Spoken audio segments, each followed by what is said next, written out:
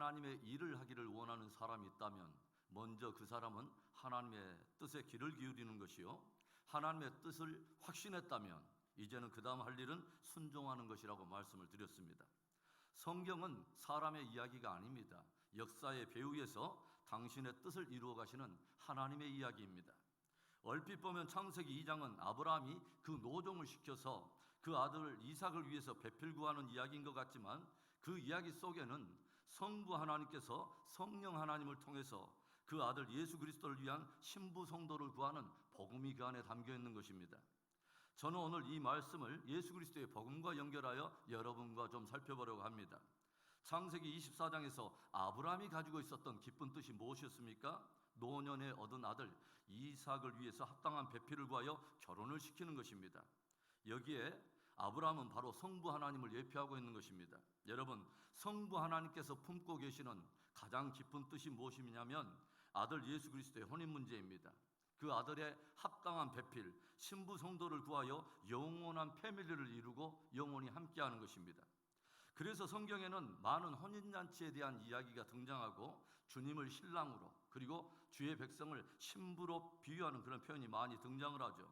그리고 성경 전체 마지막 풀스토리의 마지막에는 어린 양의 혼인잔치 이야기가 담겨 있고 영원한 장막, 즉 영원한 천국 새 예루살렘에 들어가서 안식을 누리는 이야기로 마무리되고 있는 것입니다.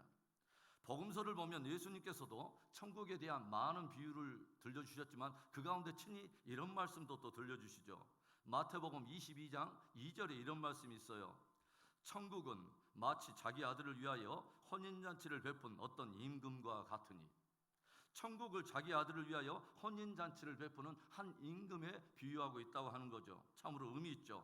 그러니까 하나님께서 천국을 이루기 위해서 가지고 계신 깊은 뜻은 뭐냐면 아들이 합당한 배필을 구하여 영원한 패밀리를 이루려고 한다고 하는 것입니다. 그렇다면 오늘 말씀에 등장하는 인물과 그 안에 담겨있는 영적 의미를 여러분과 몇 가지 살펴보도록 하겠습니다. 첫 번째 등장하는 인물은 하나님의 뜻에 헌신되어 있는 노종인 엘리에셀입니다.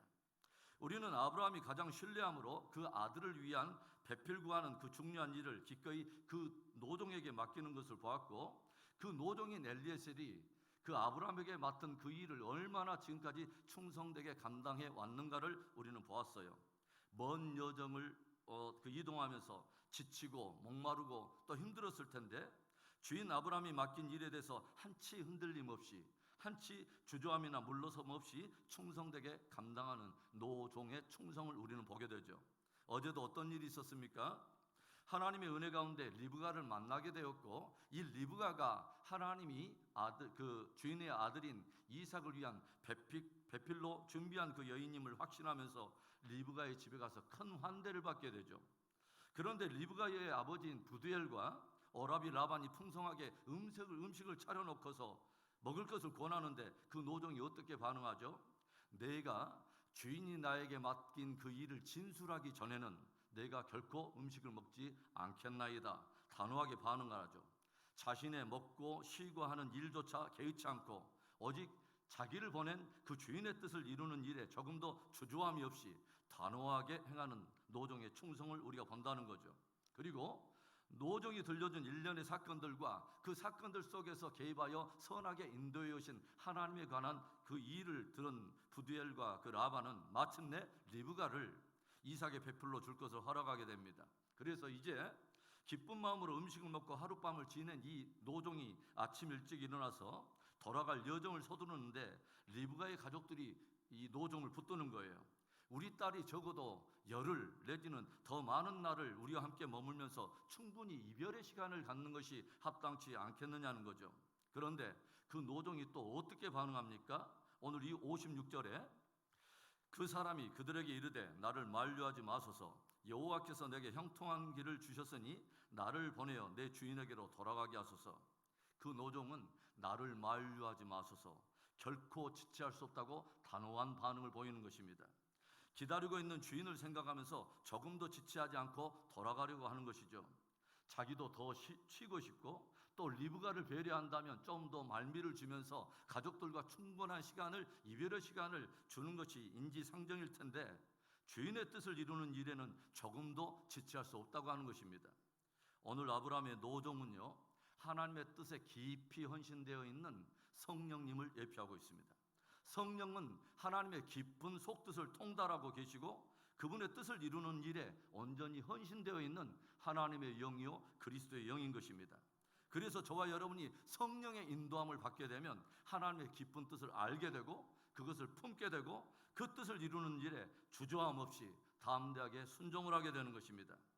그 성령이 하시는 가장 중요한 일은 하나님의 뜻을 따라 신부 성도를 준비하는 일이요 단장하는 일이 되는 것이죠.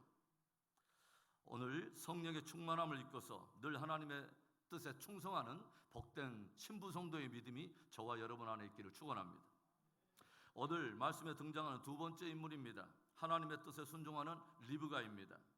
며칠 더 머물라고 말하는 가족들의 권유에 대해서 아브라함의 노종이 이를 단호하게 거절을 하자 다소 당황한 가족들은 이제는 딸 리브가를 불러가지고 직접 그녀로 하여금 결정하도록 생각하며 그녀를 불렀어요. 이때 리브가의 반응은 또 어떠했을까요? 58절의 말씀, 리브가를 불러 그에게 이르되 내가 이 사람과 함께 가려느냐? 그가 대답하되 가겠나이다. 며칠 더 체류할 것인가 아니면 당장 떠날 것인가 하는 문제로 아브라함의 노종과 또 가족들 사이에 팽팽한 긴장감이 흐르고 있을 때 딸 리브가의 입에서 흘러나온 말음은 매우 간결하면서 단호한 말이었습니다. 가겠나이다. 가겠나이다. 사실 리브가는 아직 이삭의 얼굴을 보지를 못했어요. 그리고 이삭이 어떤 사람인지 모릅니다. 또 새롭게 그녀 앞에 펼쳐질 가나안까지의 여정과 가나안의 삶에 대해서 아직은 잘 몰라요. 그리고 그동안 자기가 자라온 고향과 부모와 가족들에 대해서 충분한 이별의 시간을 정식으로 갖지를 못했습니다. 그런데도 리브가는 주저없이 가겠나이다. 담대하게 선언을 한 거예요. 이유가 무엇일까요? 리브가는 아브라함의 노종이 진술하고 있는 그 증언을 들으면서 지금 하나님의 뜻이 이루어지고 있다고 하는 것을 확신하게 된 것입니다. 하나님께서 아브라함을 통해서 이루기를 원하는 그 큰 뜻 가운데서 자신이 초대를 받고 있다고 하는 사실을 알게 됐다고 하는 거죠. 아브라함을 통한 큰 하나님의 축복의 역사가 이제는 이삭을 통해서 펼쳐질 텐데 바로 그 이삭을 위한 배필, 이삭을 위한 신부감으로 자신이 그 영광스러운 초대를 받고 있다고 하는 사실을 알고서 그 초대에 대해서 조금도 지체함이 없이 단호하게 화답을 했다고 하는 것입니다. 바로 이것이 리브가가 이삭을 위한 배필됨의 마지막 관문을 통과한 증거가 됩니다. 아브라함이 그 노종에게 무엇을 말했냐면 네가 메소포타미아에서 이삭에게 합당한 배필감을 얻었다 할지라도 그 소녀가 너를 따라서 이 땅에 오기를 꺼려 한다면 그녀는 우리가 한 맹세와 상관이 없으리라 라고 들려준 것입니다. 그런데 리브가는 한치 주저함 없이 노종을 따라서 그 여정을 기꺼이 떠난 거예요. 마치 본토와 친척과 아비잡을 쉽게 떠났던 바로 아브라함처럼 말입니다. 바로 이 리브가가 그리스도에 합당한 신부의 예표가 되는 것입니다. 예수 그리스도의 신부로의 초대에 주저함 없이 복음을 영접하고 기꺼이 복음의 여정, 천성을 향한 순례 여정에 오른 믿음의 성도 말입니다. 오늘도 그 복된 신부의 여정에 오른 저와 여러분, 더욱더 하나님의 뜻에 온전히 순종하는 복된 믿음이 되기를 주의 이름으로 축원합니다. 오늘 말씀에 등장하는 세 번째 마지막 인물은 하나님의 뜻을 따라 리브가를 맞이하는 이삭입니다. 주인의 뜻에 조금도 지체함이 없이 떠난 노종과 본토와 친척과 아비 집을 떠난 신부의 여정에 오른 리브가는 길고도 먼 여정을 통해서 오늘 마침내 아브라함의 장막이 있는 네겝 헤브론 지역에 도착하게 되었어요. 그런데 바로 그 네겝의 들녘에서 누군가 그 일행을 기다리고 있는 한 사람이 있습니다. 바로 이삭입니다. 그리고 노종으로부터 바로 그 남자가 자기의 신랑이 될 이삭인 것을 알게 된 리브가는 얼굴을 노을로 가리며 신랑 될 이삭을 향해서 점점 나아갑니다. 그리고 오늘의 말씀은 이 말씀으로 마무리를 하고 있어요.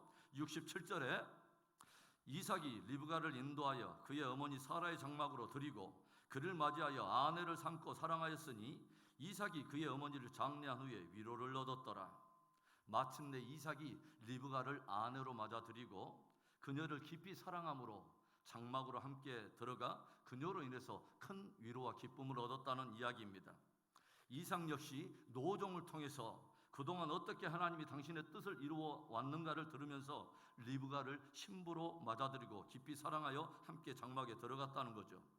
자신의 얼굴을 알지도 못하고, 그리고 미지의 세계에 어떤 여정이 펼쳐질지도 모르지만 노종에 들려준 말만 듣고서 기꺼이 그 신부의 여정에 오른 리브가를 뜨겁게 사랑하게 되고 그녀를 아내로 맞아서 장막에 들어갔다고 하는 이야기입니다. 바로 이 독자 이삭은 신부 성도를 사랑하며 성도들로 인하여 기쁨과 위로를 얻으시는 성자 예수님을 예표하고 있는 것입니다. 그리고 저들은 서로 혼인하며 이제 장막에 들어가게 된 거예요. 이것은 장차 어린 양의 혼인잔치와 더불어서 영원한 천국에 들어갈 것의 한 예표를 그림자처럼 담고 있는 것입니다. 사랑하는 성도 여러분, 하나님의 최고의 뜻이 바로 아들의 혼인잔치에 있다는 것을 아십니까? 그리고 저와 여러분이 그 잔치에 초대를 받고 있다는 거 아세요? 그냥 하객이 아니라 바로 그리스도의 신부 성도로 우리가 초대를 받고 있다고 하는 영광스러운 초대를 여러분 아십니까? 복음과 및 하나님의 뜻인 것을 확신하는 일에 대해서 지체하지 않고 늘 기쁨으로 담대하게 순종하는 멋진 순종하는 성도, 승리 성도 되기를 주의 이름으로 축원합니다.